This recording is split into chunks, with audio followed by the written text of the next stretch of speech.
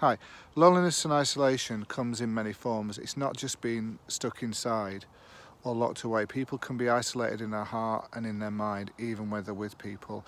You know, for some, they give out so much to people who are in need, and that they're so isolated because they're so busy and there's so much expectation on them.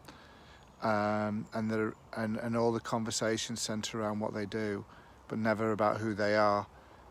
You know, on top of that, yes, there's those that are isolated who are single, live alone, and probably unwell. And, you know, and these are people that get forgotten about, don't get contacted, even to say, hi, how are you? But then there's the isolation of those that are elderly who can't get out, or those that are totally housebound, who are crying out just for someone just to talk to.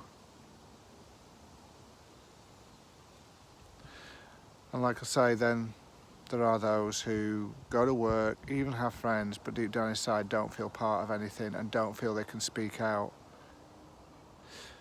And there are other issues around it. It's sort of I wouldn't say it's a feeling that we have. It is, but it is also part of a condition that we have, a struggle that we have. So what I want to say to you today is, if you are struggling, you're not struggling alone.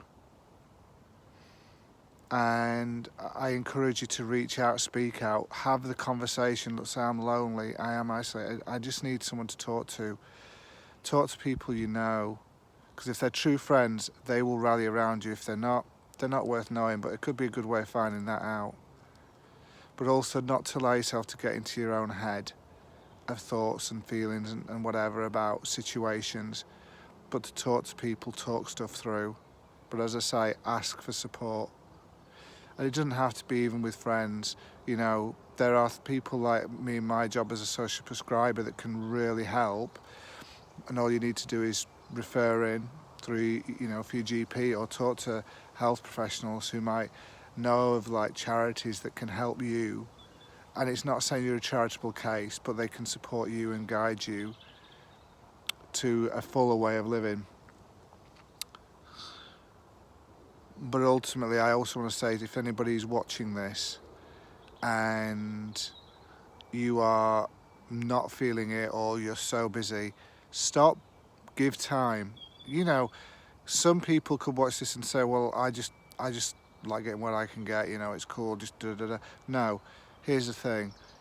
I encourage everybody to give time to call somebody, message somebody they know that live alone or on their own. Or if you see someone struggling, actually dare to reach out to them. Don't say they just need mental health services, because they don't always. It's just that reaching hand to say, hey, let's talk. Let's talk. And if they do need services, well, there's a way out of that and you support them through it.